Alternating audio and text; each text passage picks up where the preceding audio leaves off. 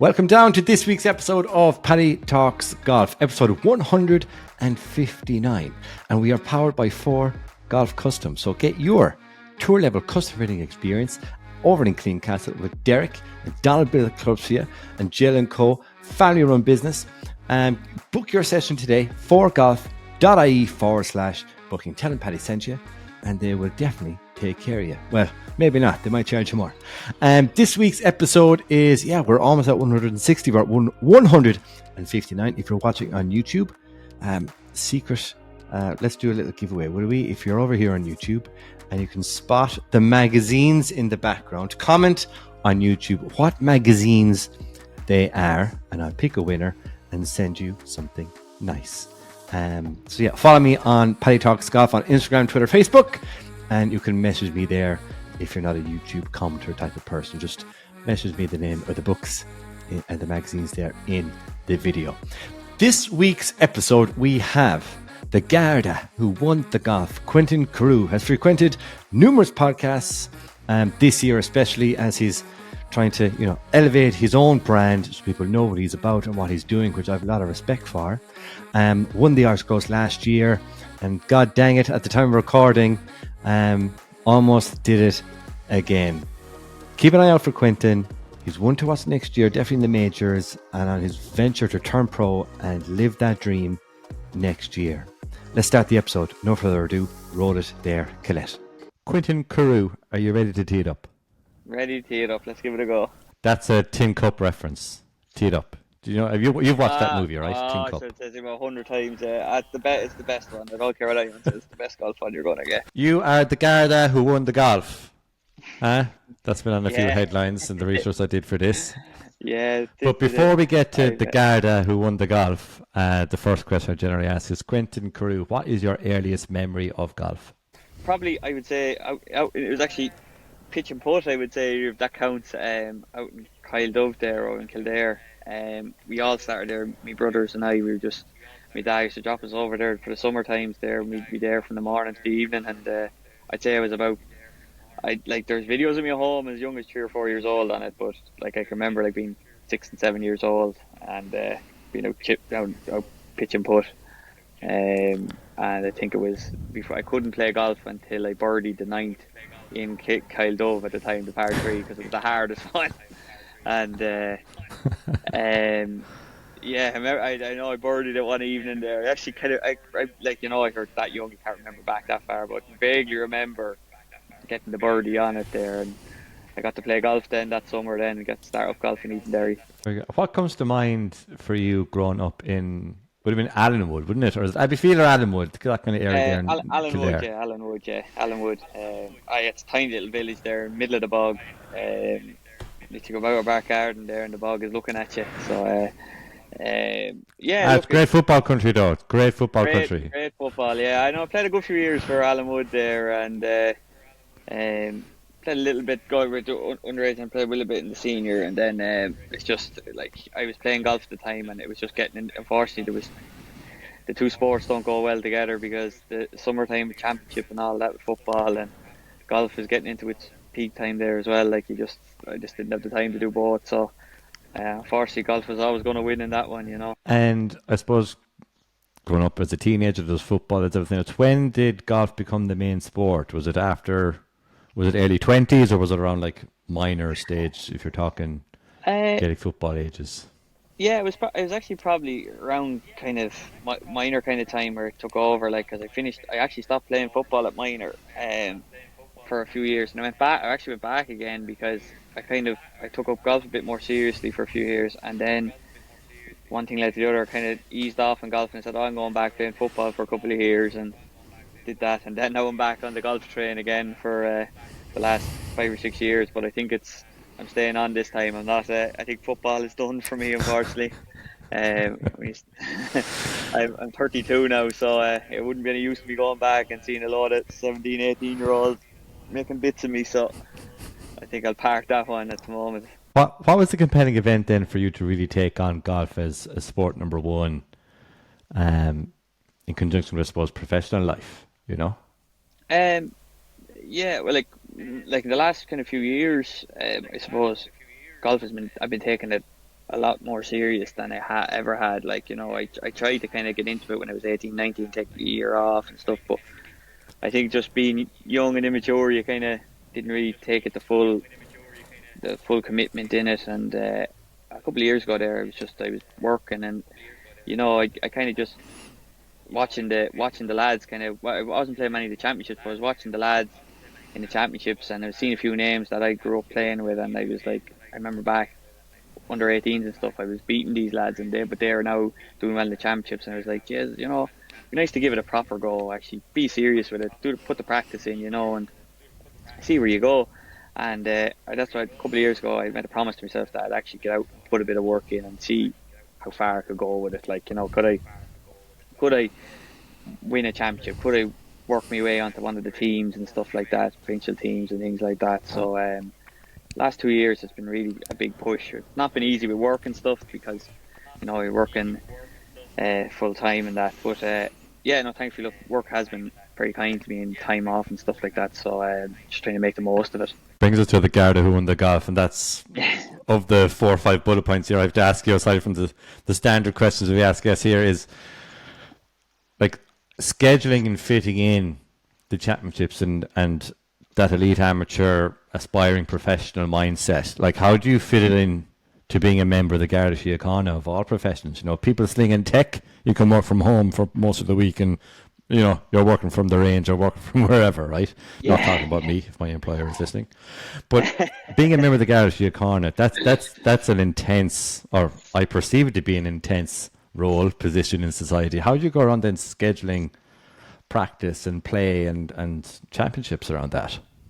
Yeah, like, look, I suppose a lot of things have to be working in your favour. I'm in a busy area. I'm based up in Tallaght there, Dublin, and there's a huge demand there on you. Like, the work is, there's a lot of it. Like, as I said, it's busy, and I'm lucky in that I'm a good unit around me, and then from the sergeant, the inspector, and that are very understanding when it comes to lads playing sport. And look, I'd start the last couple of years, I just looked at the fixtures for the year. I gave my fixtures to my sergeant. I basically said that's the leave I want for the year, like, and I booked that off at the start of the year. In regards to practicing and stuff like that, it's just you just have to get out and do it. Like, there's no excuse. I'd be working early shifts or night shifts, and coming off the night shift, get back up early so I can go hit balls again before I go back into work again. And that's just, man, you're wrecked. But I know myself, if I don't do it, all them other lads are just going to get ahead of me, and that's what I've been doing. Like, last year, as I said, it's a 2-year thing. Last 2 years I've been taking a lot more serious. I kind of pretty much took most of the first year at all the work I was putting in to see a result, and this year I kind of feel like I've stepped up a little bit more again. Like, I've improved, my game has improved, and I'm featuring a little bit more in the championships, where I suppose that last year the close was really the only thing I found my way up into. Like, so this year it's been a lot better, but as I said, it is hard, it's demanding. Lucky with work, they give me the time, as much time as they can, to further golf. Like, so that's a huge help. Very, like, it is an organisation that's very understanding, very helpful for lads with sport, like, in fairness. Absolutely. Now, we've played golf a couple of times, so some of these are loaded questions. I didn't ever ask you this question before. Do you have the clubs in the back of the squad car? No, I can't. They haven't made it there yet. I try to be a little bit more discreet when I'm sneaking off to play golf, the practice and that. So I have shown up a couple of times at the golf course in the uniform and say, but and a quick change in that. But no, they haven't made it to the car yet, unfortunately. I'd say I wouldn't have been the first though. So maybe not. outside of work and then practice and actual championships, what does Quentin Carew do for fun? Look, I'd say more stuff kind of things, like girlfriend there, hang out with the lads, and a husky here at home that takes up a lot of time as well. So all those things are, and it's as I said, it's not easy for I know most of the lads will tell you that anyone with a partner and stuff like that, and yourself, golf takes up a lot of time, and it's a lot. I'm lucky that Maggie, my partner, she's very very supportive of the golf, and she gives me loads of time to do it. So, but the spare time is mostly trying to make sure I give her enough time then outside of the golf, and try not to talk golf if I can. Um, but yeah, look, pretty much normal things. Just relax as much as I can and just hang out with the lads or whatever like that. Just watch as much telly as I can, catch up on as much crap TV as you can. Is there a golf shot in particular that lives rent free in your head? A good shot or a bad shot? A good one. It's the close one. It's that 2-iron. that'll never be forgotten. The bad shot then. Michael Mara, remember this one. Mike Barr's the Leinster coach, and we never forget. It was Barton Shield, and it was last year, and I was playing in Lutcherstown against Lutcherstown with Castleknock. It was my first game with Castleknock, and on the first green, and I knew that Michael was the Leinster coach at the time. No, I didn't play for Leinster last year or anything like that. Rory hit me into about 40 feet for birdie, and stepped up near the putt. And I tell you one thing, where I took a divot out of the green with the putter, I took a divot, the ball went about 10 feet. All me before Rory could do was laugh, and I said, Jesus Christ, if I ever get picked for Leinster, he won't be the manager. But I think he must have forgot about it now, because luckily I got to play this year. But Jesus Christ, I was like, oh, what am I after doing in front of him? You're with me, you are. Yeah, I'm with you there. Yeah, Paddy. Yeah, sorry. Can you You're hear back. me? Yeah? You're back. Yeah. No, you're back. You're grand. No, it just siphoned out there at the end there. No, you're grand. Oh, sorry. You're grand. So that we don't assume everybody knows what you won. The AIG Irish Amateur Close Championship in 2022. It was at Heifer Golf Club. You beat many of the best amateurs in the country on the way, including, I think it was Alex McGuire in the semi-final, and he got to the semi-final of the amateur. Yeah. And then a certain Mr. Hugh Foley, who was both North and South of Ireland champion last year, and you were 4 down through 9 holes, and you won on the 20th hole. So loads of adversity there. And then you almost retained it this year, another playoff. Yeah. Between those two experiences, and I suppose the last year of, competing at the level of the elite amateur golf in this Ireland, is it now or never for the 32-year-old from Animal to try the pro ranks, or where does that sit in your head now? Yeah, look, I think it's after winning the close, it really came into my mind that maybe this is worth a go again. And I think about it a lot this year, and I was kind of hoping to do it this year, and I kept putting it back to say I'll make my decision later, and like, look, the close then came around again, another good show, and then what I've decided to do, I have a few people around me, like I've Jason Sherlock there giving me great advice, and Protege Golf there, the golf clothing brand that look after me. There's some great guys there helping me out as well, with great experience. And kind of what we decided to do is I'm going to go give the pro ranks a go, but it'll be tour school next year. It's a bit away. I'll be 33 by then, but I think, look, it's worth a go anyway. And what the kind of is to have a good plan in place from now the whole way to tour school, leading up into tour school next year. So everything from now into next year is to get myself ready for that, because it's an expensive thing, it's a serious thing to go for. So I want to give myself the best chance possible, and have nothing there, leave no stone unturned going into it. So yeah, look, it's on the cards, and that's the plan for next year. No, that's fantastic to hear. So we might have a chat offline about my opinions on schedules and maybe the best way to go about it and the best way to see, are you competitive enough. You might give a listen to the episode a few weeks ago with Mark Murphy on his approach to, if you wanted to turn pro, come out here to Florida for a month. There's a professional tournament every day. And if you don't win on this tour, you won't win on any tour. Maybe you can hit up Mark Murphy for a month. Yeah, honest to God, yeah. But favourite club in the bag, Quentin? Probably, some lads argue that it should be my putter, because a few of the boys think that I putt really well, but I don't think so. But I don't think anyone really thinks they putt well. But I would say my favourite one is the driver. Every time. It's just the one that gives me. I find the most consistent with off the tee and everything like that. I relied on it, like the close there even there this year in Malone. It was such a tight golf course, and it was a long golf course because because of the bad weather. It was soft, and I had to drive. I drove the ball really well all week, and I think that was a huge advantage for me. That I was able to just step up and hit driver, where some holes and lads might even taken 2 irons or that just to get it in play. I kind of felt like get the driver in play, like so. I've relied on it a lot, and it's backed up a lot of the time. Most times it's been backing me up, so it has to be the driver.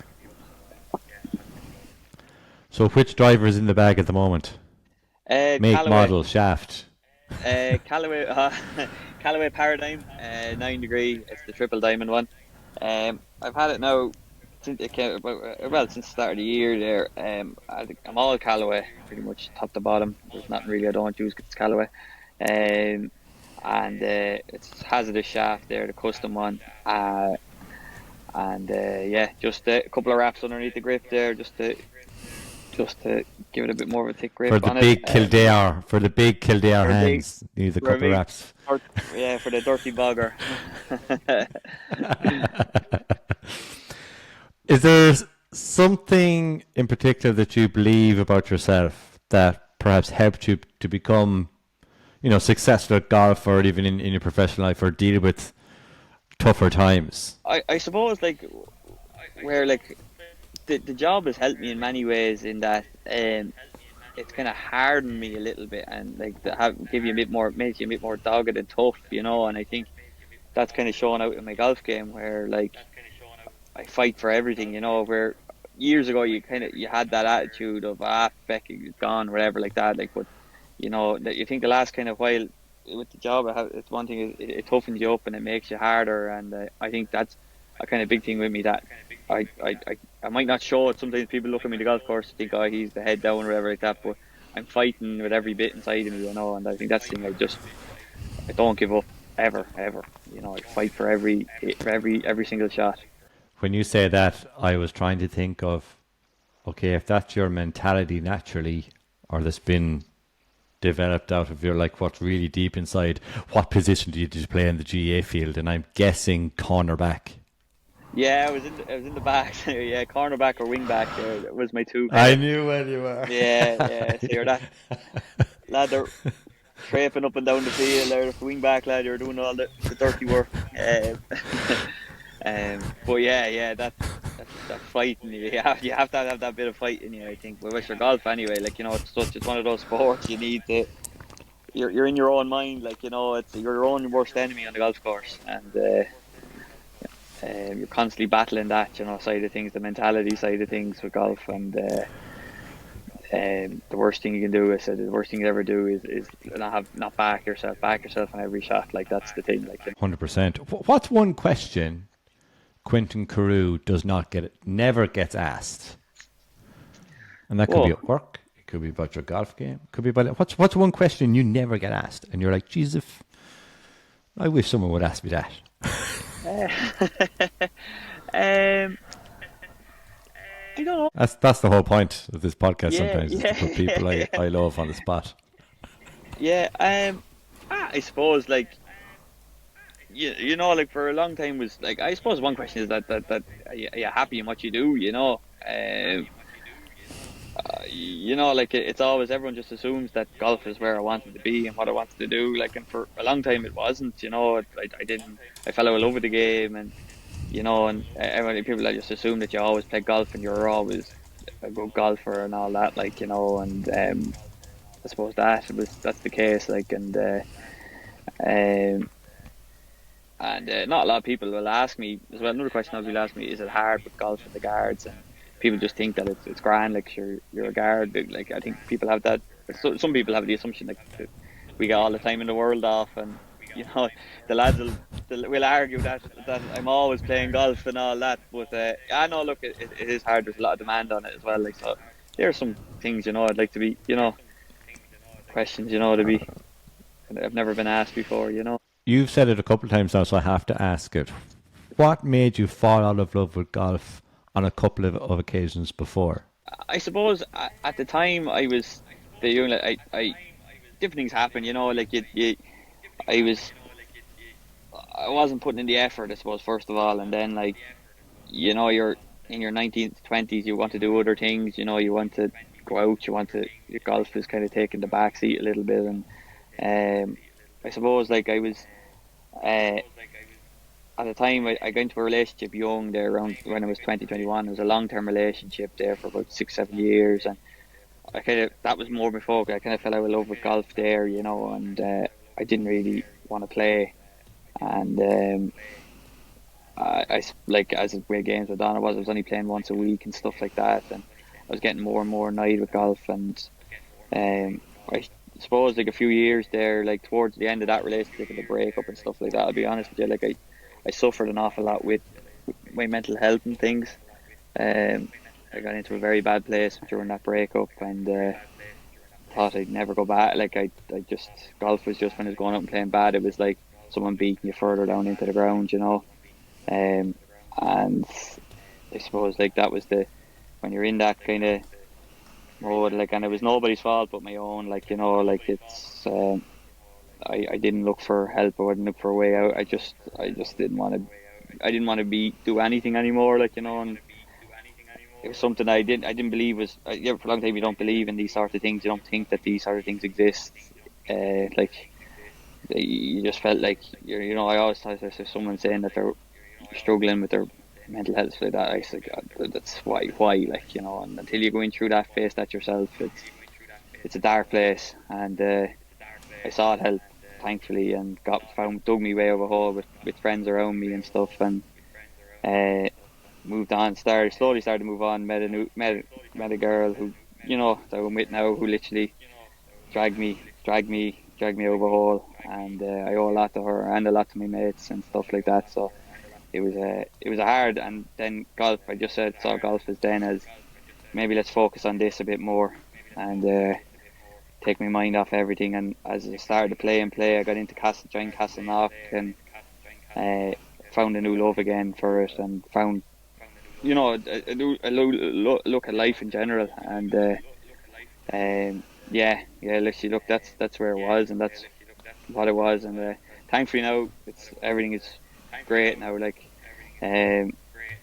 look, I'm in a much better place, much happier, and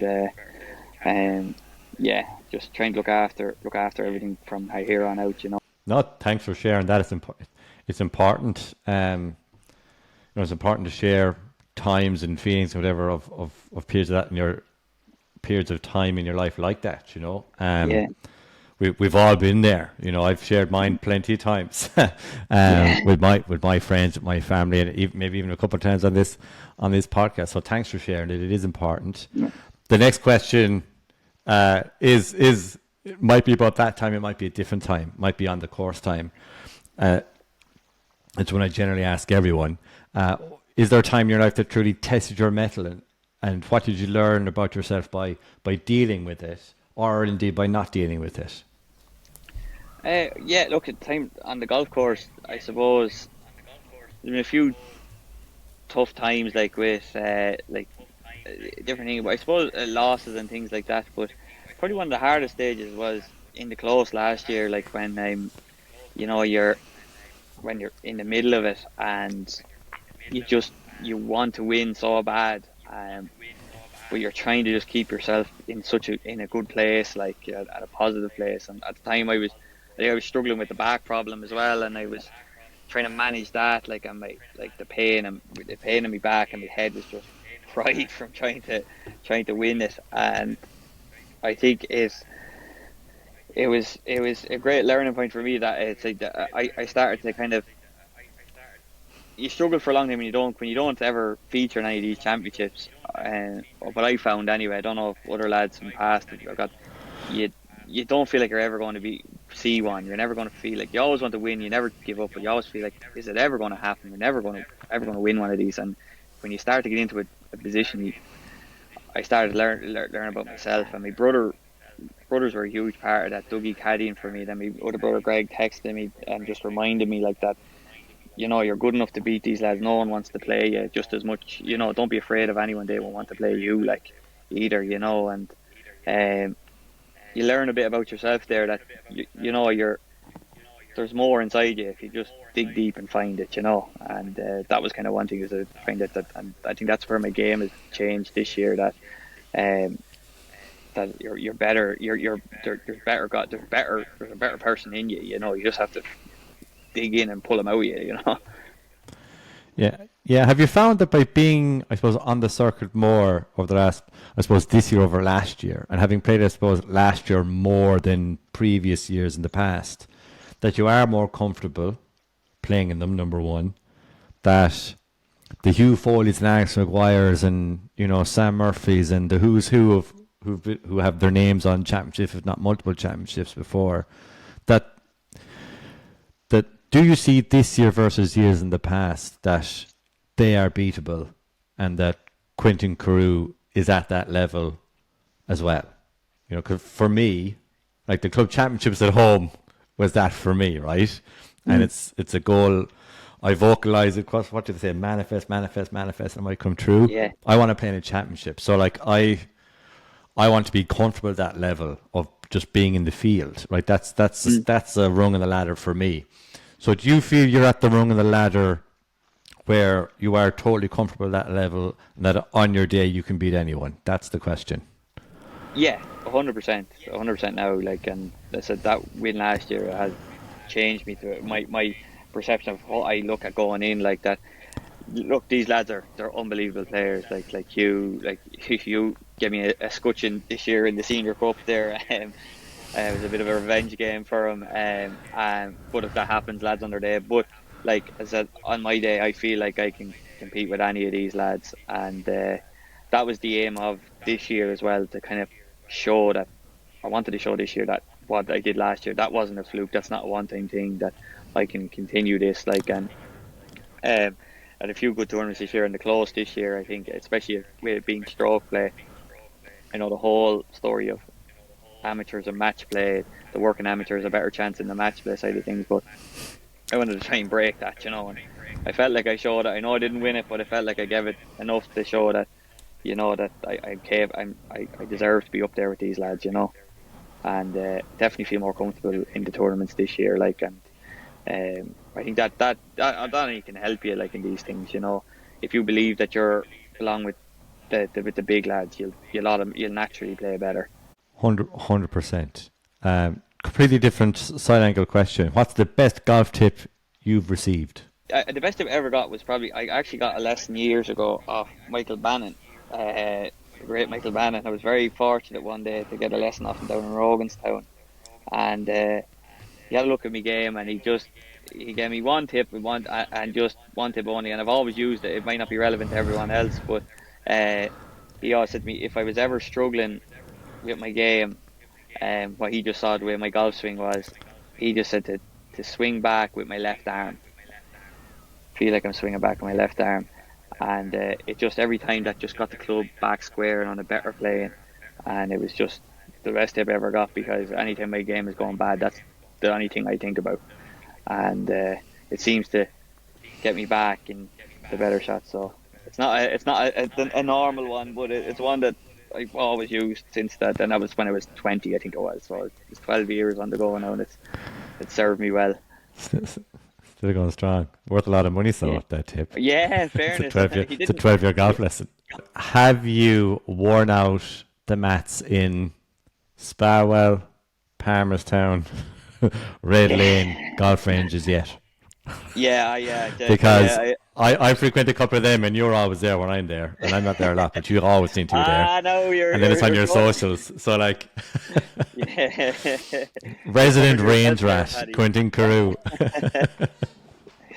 Yeah, no, like I do spend a lot of time there now. I have my own one bay as I like to go into, and it'll be raging when someone's in them nearly at that stage, because I know I like the mat there, you know. So, yeah, I'm fairly well worn out now, and at this stage, like, so. But yeah, look, unfortunately, it's something that has to be done, whether you want to do it or not. In those evenings, especially the winter time, it's hard to get out in the cold evenings and bait a bucket of balls, like, you know. But yeah, no, I'm a frequent visitor.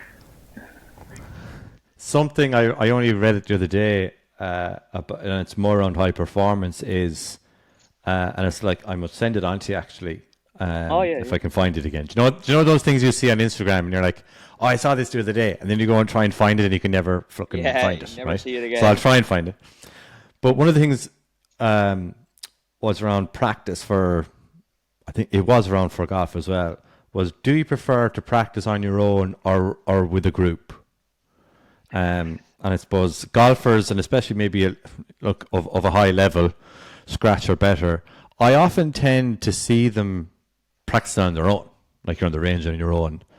But once you get to the kind of the upper echelons, we'll say, of teams or representing your country, they always practice together. And if you're tracking the same, 6, 8, 10 people, male and female, once they get to that level, they seem to propel really quickly. Mm. And I don't know if it's that from like practicing with the same level of people or people that are better with you. But Yeah. how did you find practicing on your own versus, I suppose, practicing with the senior cup team or practicing with provincials or even practicing at championships with those same players around you? Which do you get the better vibe off of? And will that then, I suppose, help with your plans over the next 9 months to get better to go for Q school? So kind of a two layered question in the Yeah, end. yeah. I think actually there's benefits to both sides. Like I tend to, when I'm working on something, I like to kind of be on my own and get focused in and keyed in on it. And like because I think you can get distracted with chatting to the lads is the downside, where you kind of you get a bit into a mess mode, like, and you start hitting balls and you forget what you're doing and stuff.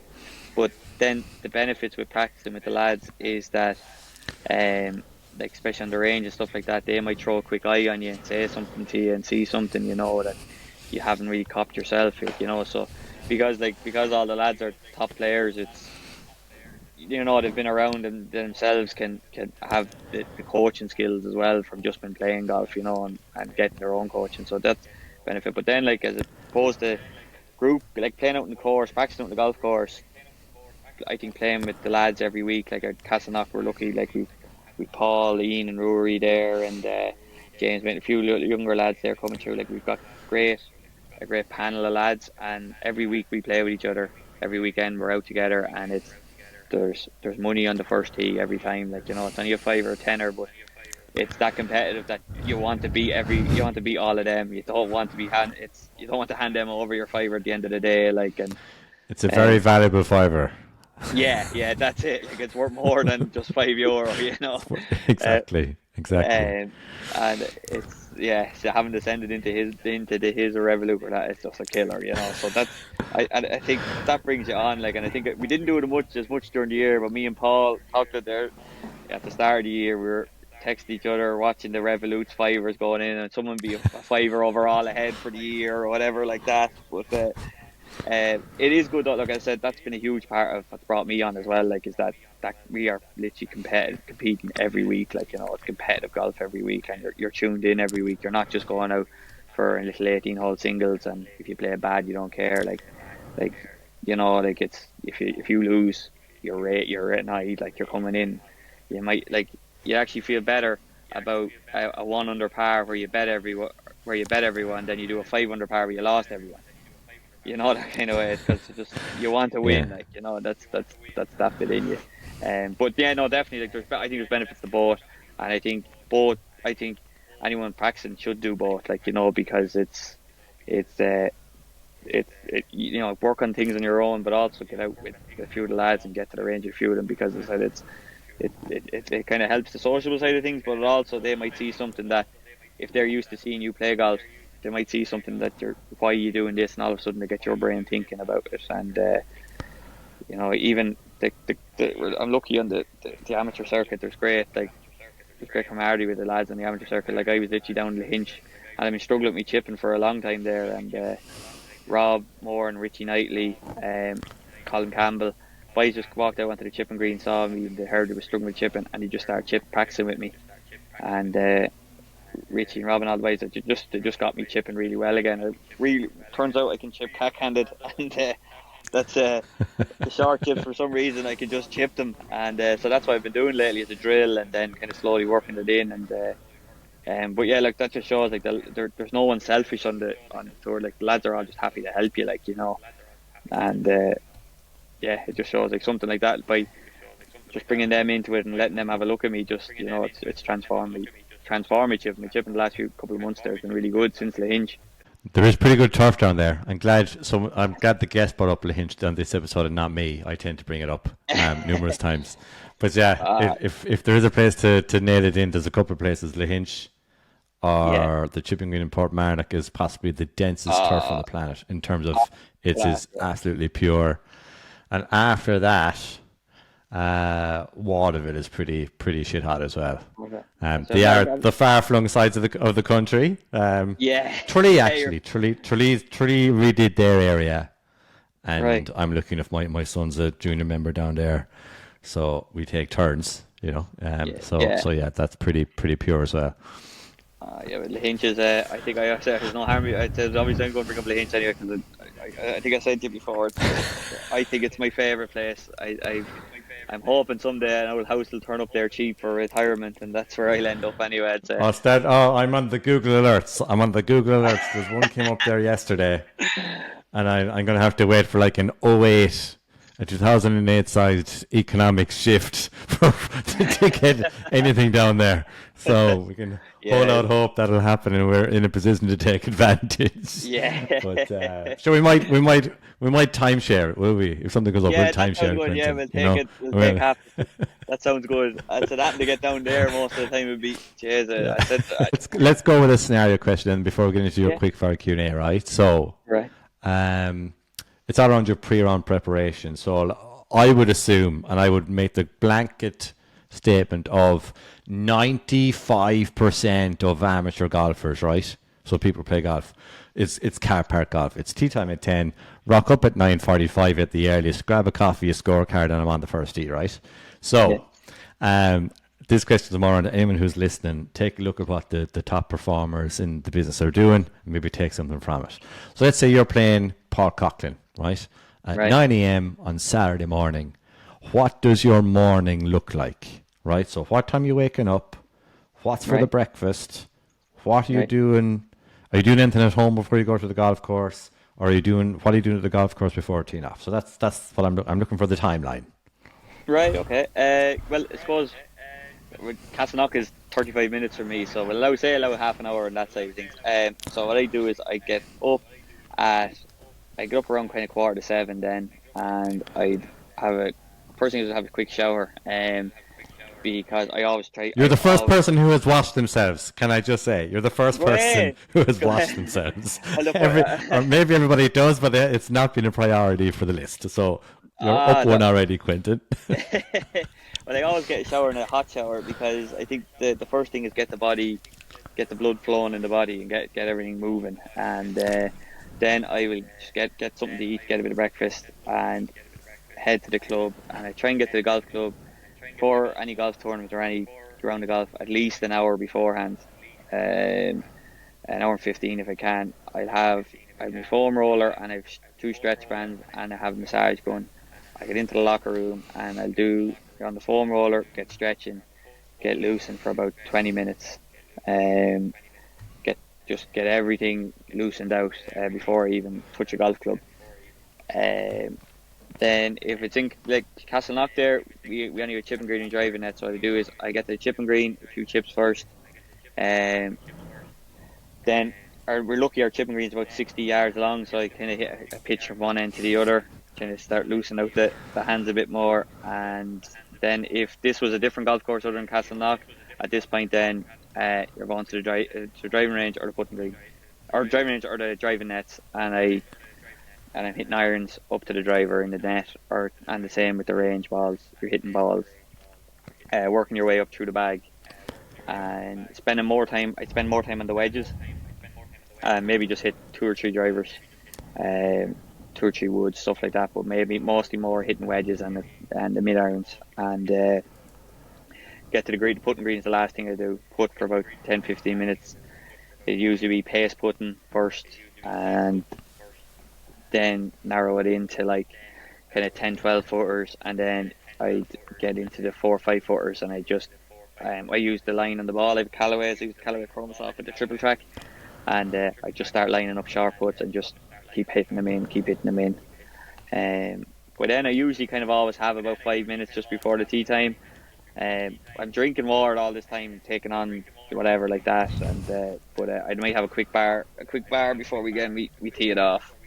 But that's usually my warm up session into the playing. Like so, yeah. If I got out of the car and went straight to the golf course, I went straight to the golf first tee. Even guaranteed I'd be 3 or 4 over for the first few holes anyway. I wouldn't say that. We played the Palmer course, so the North course, the Ryder Cup course in the K Club, and one of their, was it the winter series, one of the first summer series? Oh yeah. And it was car park golf, and I think you shot a stealthy under the radar level par. So yeah, you're doing yourself a disservice. It was a bit better that day, alright. Quick fire Q&A, Quentin Carew. Yeah, it was a bit better that day, maybe. Yeah. Quick fire Q&A. So these are the real hard hitting questions. Are you ready? Right. Jeez, I hope these are hard ones. I didn't bother here. These are hard ones. What would your walk on song be? Walk on song. I'd say AC/DC Highway to Hell. Oh, my daughter would love you. The reason I say that, she's 3.5, first of all. But I would say every morning for 6 months, I played it one morning. And when you have it in car play mode, in the car, driving to preschool, it plays, there's flames on the album cover, so it's the hot song. She was calling it, can we play Daddy's hot song? Every day, going to preschool and coming home. So twice a day. So do you know that your Spotify Wrapped at Christmas time? Yeah, it was like you're in the top percent for AC/DC fans in 2023 because of the 3-year-old listening to Daddy's hot song. No other AC/DC songs, just the same one over and over and over again. Well, I tell you, she's got good taste. In fairness to her, now she's got good taste. So yeah, back to the not so quick fire Q&A. Gym or pizza? Pizza. Unfortunately. Oh man, good man. Hat, visor, or bucket hat? Hat. Happy Gilmore or Tin Cup? Tin Cup, hands down. Walk or cart? Walk. Golf hoodies, yes or no? I've one on me right now, so that's a yes. And because it's a yes, the follow-on question is golf joggers, yes or no? I actually like I'd be a fan of the joggers now. I have a pair, so yeah, I'm all for them. And I think Quentin Carew likes the joggers because they show off the Nike Air Max 90s. I think that's why. About 10 pairs I have. Jesus. Of every and they're all white. All white, every one of them. All white. Instagram or Twitter? Instagram. Play or practice? Practice. Good man. Range rat, like we said. Right, last question. Another scenario question. We'll say you're qualified. You have your tour card. You're professional. You have the tour card. It's this time, kind of November next year, right? And you're planning dinner to celebrate with whatever 6 people you like. Who makes the cut? So Quentin, you're at the top of the table. You have 3 people down the right and 3 people down the left. Who makes the cut? Right. We're talking family, famous people. What are we doing here? Anything you want. Okay, let's assume, just for entertainment purposes, you've taken care of family and friends the first night, and this is the second night, and you can have whoever you want. Famous people, golfers, celebrities, dead people, whoever you like. So who's at your... We'll have to put you at the table anyway, Paddy, because you will have to see it as well, I think. So we'll put you down. I'll be the waiter, no problem. You'll be the waiter. I'll be the waiter. So who are the 6 people? Go on. 6 people. Right, we'll go 3 golfers and 3 outsiders. So 3 golfers: Tiger, Garcia, and we'll go Seve Ballesteros. 2 Spaniards. I've always been a huge fan of Garcia, and the 2 boys are just. I think they don't need any reasons why. And in terms of sports people, outside of that, it's going to be sports people again. Michael Jordan, Frank Lampard. I am a Chelsea fan, which might upset a lot of people. Well, if I'd known that 45 minutes ago, I wouldn't have had you on. I don't think I'd be getting on this thing.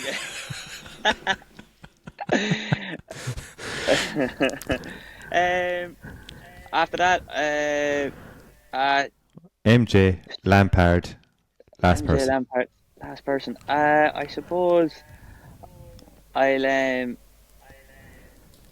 dip into my NFL love, and I go for Marshawn Lynch. He's one of the great running backs for the Seattle Seahawks. They're my team, so I'd great surname as well. Great surname. Yeah. Stop. You're there anyway somewhere. I'm there somewhere. Quentin Carew, thank you very much. It's been really, really insightful. The very best of luck in your pursuit of professional over the next year. Please document it first so we can all watch and follow along and support you. Yeah. And sure, we'll tee it up in the Knock or wherever real soon for real. Sounds good, Paddy. Thanks very much for having me on, man. Great time there. What a guy Quentin Carew is. I hope you enjoyed that episode. If you do want more, subscribe. Don't miss one. Subscribe here on YouTube and follow the podcast wherever you get your podcasts. It's on my own website, PaddyTalksGolf.com, while you can get it on Spotify, Apple Podcasts, Google Podcasts, you name it. Hopefully, we're on all the platforms if the Acast is doing their job. For those of you who ordered a hoodie, a Holiness and Born in Pine Green, they have arrived and they will be sent out. As this podcast goes out, actually, they're being sent out. So you should get your tracking numbers in the next 24 hours. Thank you all for supporting what the show does. We got absolutely nailed on customs, so we've made next to no money, if not a few money to the government on the customs side. But look, we got a quality product into your hands. It is my logo on it, nice and minimal. So if you get asked about it, just let them know it's the PaddyTalks Golf podcast. And 2024 calendars will be the next thing up to hit the pro shop on PaddyTalksGolf.com. If that's your thing, let me know. Pre-order them. I'm thinking of doing box sets of 5. If you buy 5, you obviously save a bit off. If you're into that, let me know. Scroll through the Instagram. It'll be on here if you're on YouTube at PaddyTalks Golf. And let me know maybe which pictures of courses you would like to have in the calendar. We might roll a little poll there on social in a few weeks' time. That's enough from me. Thank you for pressing play. Share the show with your family and friends in your WhatsApp groups, in the Facebook groups and our golf that you frequent. Just let someone know. Leave a review if you're that type of person. Until we teed up again soon, I'm Paddy.